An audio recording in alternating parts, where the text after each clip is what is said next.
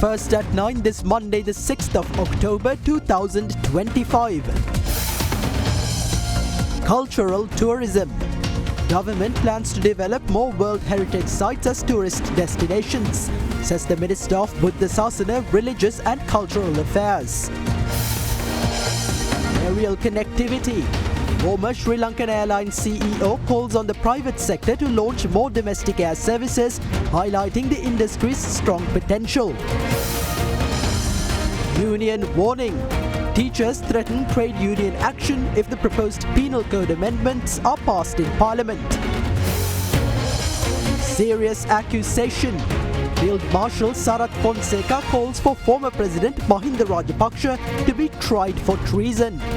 Kalin baby soap rupial 90කට. Kalin baby podi හැමෝටමයි. From Derana, this is Derana First at 9. Live from Studio 24 in Colombo. Good evening, you're joining First at 9, brought to you by Sri Lanka's most trusted news source, Derana. I am Tarindu Mahendra, joining you live with the latest in Sri Lanka and around the world. We begin with your top story this evening. The newly constructed two-story building housing the Archaeological Museum and International Archaeological Research Institute at the historic Somawati sacred site in Polonnaruwa was inaugurated today under the patronage of President Anura Dissanayake. Speaking at the event, Minister of Buddha Sasana, Religious and Cultural Affairs, Professor Hiniduma Sunil Senavi highlighted that the ministry is focusing on developing more World Heritage sites as tourist destinations. The newly constructed two-story building housing the Archaeological Museum and the International Archaeological Research Institute at the historic Somawati sacred site in Polonnaruwa was declared open today by President Anura Dissanayake. For a long time, this sacred site was closed to devotees due to overgrowth and hostile occupation. Now is the time to direct the attention of the Department of Archaeology and the Central Cultural Fund, which fall under our ministry, to this site. We have particularly focused on attracting the attention of tourists, which at present is focused on 6 World Heritage sites, including Anuradhapura, Galle and Kandy, to alternative destinations. The President often emphasizes the need to establish alternative travel destinations. Even in Polonnaruwa, attention is centered around the sacred city. The Somawati temple and nearby sites such as the Madirigiriya Wattadage and Rittigala are key areas of interest. We have initiated research at Rittigala from a new perspective. Work has begun at the Banda Pukuna in Rittigala and it is expected to be completed within 2 years. Following completion, it will become the largest ancient pond in Sri Lanka. We must transform these sites into alternative travel destinations with a comprehensive plan. ඔයාගේ හීන ලන්තයට අපිත් එක්ක යන්න අදම සනස life එක ඉන්ෂුවර් වෙන්න. Prime Minister Dr. Harini Amarasuriya highlights that improving the professionalism of teachers is vital to the success of the proposed education reforms. Speaking at a commemoration of National Teachers' Day, the Prime Minister asserted that the Education Ministry is committed to addressing the deficiencies within the education system. The Guru Pratibha Prabha 2025 awards ceremony, held in parallel with National Teachers' Day to recognize teachers and principals for exceptional dedication to the education sector, took place recently in Colombo with the participation of Prime Minister Dr. Harini Amarasuriya. We are reminded of the teachers who were instrumental in taking us to where we are today. We learnt much from them beyond their subjects. They were inspirations to us. They did not raise a hand against us. They had only to glance at us for us to be silent. We were privileged to have been mentored by such personalities. As our nation stands on the threshold of transformative change in the education sector, we are in need of teachers and principals of your caliber. We are well aware of the challenges and deficiencies within the current system. Yet, if the system comprises individuals capable of such excellence despite these difficulties, there is no doubt that the reforms will succeed. With your leadership and support, we can move far far beyond what was originally envisioned. The ministry aims to enhance the quality of the country's education. Our aim is not only to provide a solid academic foundation but also to ensure that every child receives an education that is relevant to the present world, one that equips them with the skills, knowledge, values and character necessary to become responsible citizens after 13 years of schooling. Achieving this vision demands not only curriculum revisions but also our intervention in addressing the weaknesses and deficiencies within the system. Importantly, we have understood that our intervention is required to ensure the job security and improve the professionalism of teachers and principals who play a decisive role in this initiative. ඒ වෘත්තිමයභාවය දියුණු කරන්නත් අපි මැදිහත් විය යුතුයි කියන එක අපි හොඳින් තේරුම් අරගෙන තියෙනවා. Teacher trade unions are threatening trade union action if the proposed amendments to the penal code are passed in Parliament. The unions claim that legislation to prevent child abuse during disciplinary action already exists, thereby making the proposed amendments redundant. Numerous behavioral issues arise within the school system on a daily basis. It is the teachers and the principal who take action to address and correct such behavior. However, during certain times of the year, particularly during major sporting events and the rugby season, we witness how students behave even with strict disciplinary measures being taken. In such situations, the involvement of teachers and the principal is essential. Yet, this very involvement is what is being taken away. When their right to intervene in these matters is removed, what else can they do? Therefore, if this bill to amend the penal code is passed in Parliament, from that day onwards, teachers and principals will resort to serious trade union action. There are many circulars already in place stating that children should not be subjected to physical punishment. Additionally, we are aware that the police already possess the necessary authority to handle such matters appropriately. Despite the existence of these policies, the government has now proposed this new legislation. What we state very clearly is that certain aspects of this bill are not clearly defined. There needs to be a more detailed explanation of what is meant by non-physical abuse, and the term disrespect also requires better clarification. We inform the government that these issues cannot be resolved by blaming and punishing teachers. If the aim is to establish proper disciplinary protocol, we must first focus on improving the socio-economic environment and the legal framework of the country. There was no need to introduce new laws because necessary laws already exist. හොඳම phone එකක් ගන්න. ළඟම බාන්ස් එකට යන්න. The World Education Fair 2025's entrance free. Register now. Minister of Health and Mass Media Dr. Nalinda Jayatissa says the government has allocated over 2 billion rupees to modernize and enhance postal facilities with the aim of transforming the postal department into a profitable institution. The minister made these remarks while attending the ceremony to present appointment letters to newly appointed permanent postal assistants. The presentation of appointment letters to 731 newly appointed permanent postal assistants was held at Temple Trees this morning under the patronage of Minister of Health and Mass Media Dr. Nalinda Jayatissa.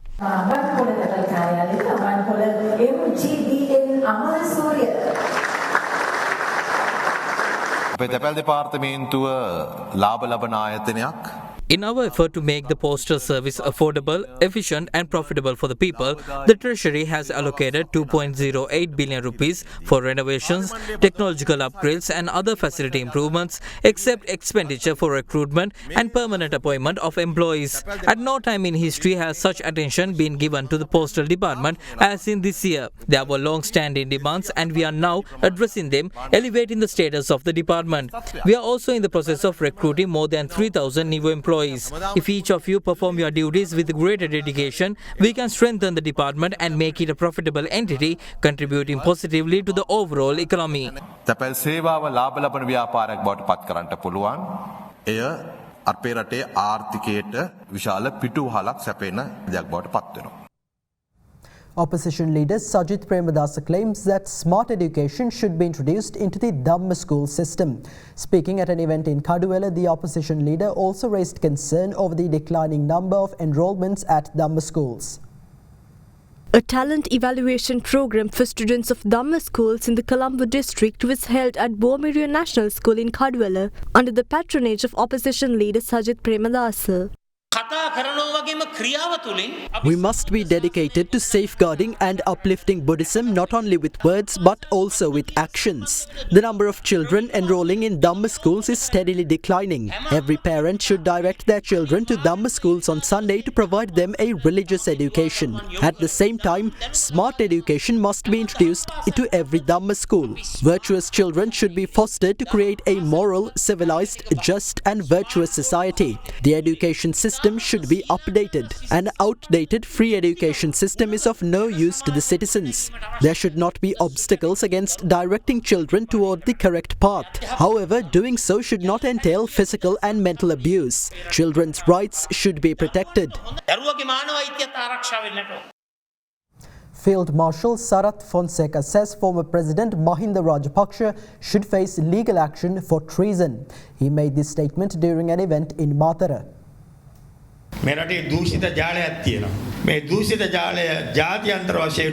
There is a network of corruption in the country. It is being controlled at an international level by the Rajapakshas. After the Entitlements Act was amended, former President Mahinda Rajapaksa was asked to hand over the government residence. I recently saw a supporter of former President Mahinda Rajapaksa, a lawyer, saying that this residence has many pieces of furniture and equipment brought in from temple trees and the President's palace. He says the government should clear that furniture and whatever personal belongings remain will be cleared by them. Do you think they brought a single thing to that home with their own money? If I were in the government, the first thing I would do is take legal action against Mahinda Rajapaksa for bringing valuable property from temple trees to his official residence. We can arrest them within 24 hours. Meanwhile, Namal Rajapaksa has suddenly become emotional about war veterans. He is even saying that his father jailing me was wrong. Also, Mahinda Rajapaksa should tell the public why he approved a ceasefire when we only had to advance 10 kilometers to end the war. He did that to give time for the LTT leaders, including Prabhakaran, to escape. If someone gave $2 million to terrorists just because he wanted to win the election in 2004, isn't he a traitor to this nation? We were fighting against them while Mahinda Rajapaksa was giving them money. In other countries, Mahinda Rajapaksa would be executed by hanging him by his legs. In our country too, according to the constitution, he should be sentenced to death. අපේ ව්‍යවස්ථාව අනුවත් මහින්ද රාජපක්ෂට දෙන්න ඕන දඬුවම තමයි එල්ලා මැරීම. Leader of the Sarva Jana Balaya parliamentarian Dilith Jayavira assures that his party is determined to drive the nation forward through the vision of an entrepreneurial state. Speaking at a public meeting, Jayavira accused the government of following a culture that seeks fleeting satisfaction by targeting a few wrongdoers while ignoring systemic issues. The establishment of Sarvajana Sabhas in the Thalakulavav area of the Madirigiri electorate was held under the patronage of parliamentarian Dilith Jayavira. We continue to call out this government's incompetence because it is, in fact, failing in its duties. We strongly urge the administration to put forward a comprehensive and actionable plan for the country's development over the remaining 4 years of its term. Up until now, the government has not meaningfully addressed the issues faced by ordinary citizens.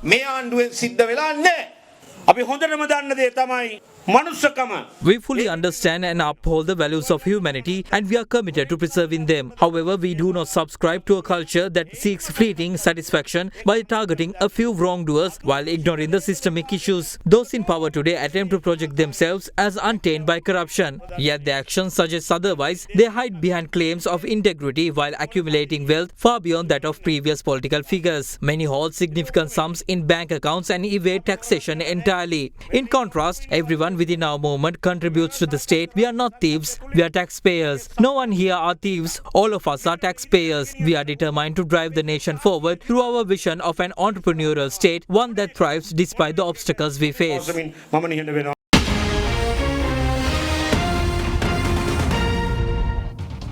Welcome back. The Department of Meteorology issued an amber advisory warning of severe lightning and thunder showers expected across multiple provinces. Thunder showers accompanied by intense lightning are likely to affect several areas in the northern, north central, eastern and Uva provinces. The Met Department also warns of the possibility of temporary localized strong winds during these thunderstorms. Residents in the affected areas are strongly advised to take necessary precautions to minimize the risk of injury or damage from lightning activity. For emergency assistance, the public is encouraged to contact local disaster management authorities.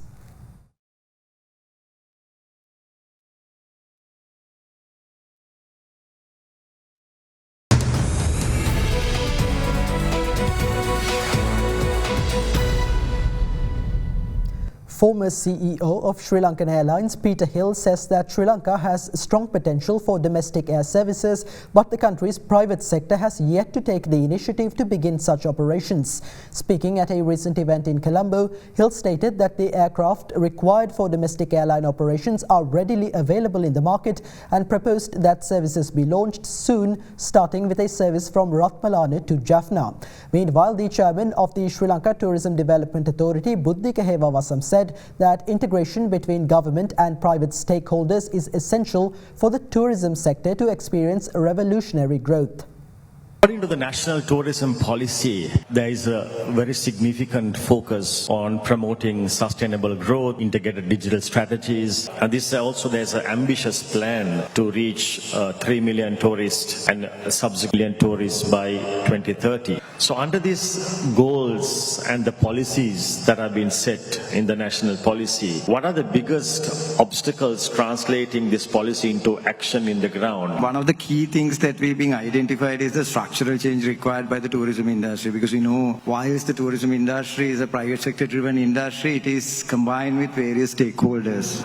A government organization is being involved in tourism, and in most cases the mandate of those government organizations is not tourism. So it itself is a kind of obstacle for you to have a kind of holistic tourism policy. So that's why we have been calling tourism as a priority industry in the first place. And in order to achieve the particular tourism growth and sustain it, you need multiple parties to work together, especially if you think about the investment portfolio, how lands and other kind of government organizations working together. And also in countries like ours, I think aviation plays a big role in such kind of a thing, how aviation connectivity, the accessibility and all other factors are being working together. So Sri Lanka has so many domestic airports, Jaffna, Sigiriya, Batiklo, Hinguragoda, etc. So there is a tendency that the tourist revolves around a certain area, but if you can effectively use this in a commercial viable manner, there is a discussion whether the domestic airlines can be used effectively for the internal transportation.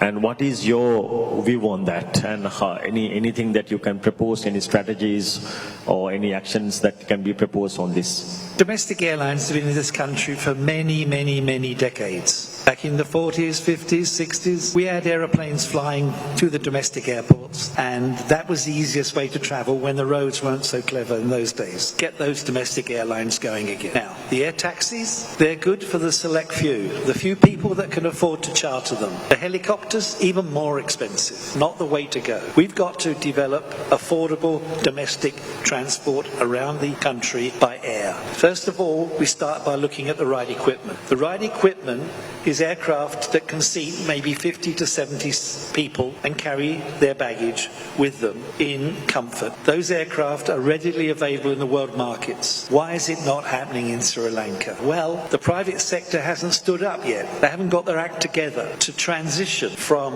10-seater Cessna Caravans, 4-seater helicopters into the 70-seater aircraft that I vision for the future. It's readily available to do. My vision is that we start up a small domestic operation to start with, based on Ratmalana, serving Jaffna, serving on some of the flights through BIA to pick up the international connections, and that's perfectly feasible today. But we need a little help from the authorities on this. How do you see this question of being diversification of Sri Lankan products, going beyond the traditional offerings that we have been doing to make sure that the travelers get the true understanding, true spirit of Sri Lanka? I think the important thing to do is to focus on niche tourism and put that at the very forefront of our strategy. Also trail tourism, and there's an overlap between the two. So there's ample opportunity here and ample scope to basically go beyond the traditional conveyor belt itinerary with everyone's effort. People are talking about nation branding. What do you think, if looking at it from Sri Lanka's perspective, importance of an integrated campaign of this nature for Sri Lanka? The key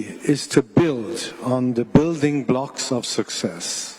Sri Lanka has all of the raw ingredients: the culture, the coastline, wildlife, and extraordinary people. So the question is how to approach. The first, I believe, is to have a unified national brand archive or playbook where everything relates back to that byline for Sri Lanka. Of course, the tourism is very involved in expanding this playbook or archive, but each hotel group, partner in travel, booking, transportation, must equally contribute. By having a unified branding, that message can be relived and relived and relived in years to come. Gold surged to an all-time high of about $3,900 per ounce today, buoyed by growing expectations of a Federal Reserve rate cut this month, as well as economic and political uncertainty in US, France and Japan. Spot gold was up 1.4% to $3,941.63 per ounce after hitting a high of $3,949.34 earlier in the session. Political developments in France, rising Japanese yields amid inflation concerns and the ongoing US government shutdown are all contributing to gold's rally. Gold has climbed 50% so far this year in a record run underpinned by expectations of Federal Reserve rate cuts, sustained central bank purchases, resilient safe haven demand and broad dollar weakness. Now here's a look at some local news in brief. 3 women lost their lives and another was left injured in a fatal motor traffic accident in Doluwa, Gampola. The victims, who were on their way back from a religious event, were attempting to cross the road at the time of the accident. The injured woman is receiving treatment at Gampola Hospital. The driver of the vehicle in question has been taken into police custody after being hospitalized while further investigations are underway.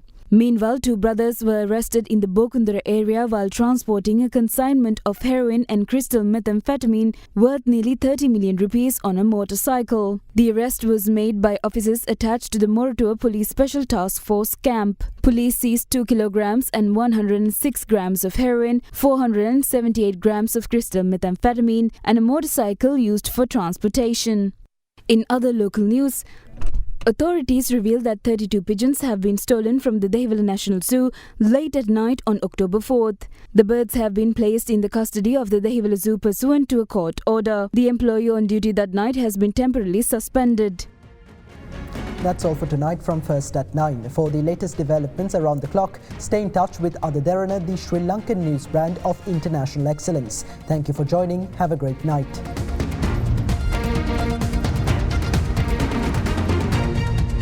For news and information you can trust 24 hours a day, visit adaderana.lk.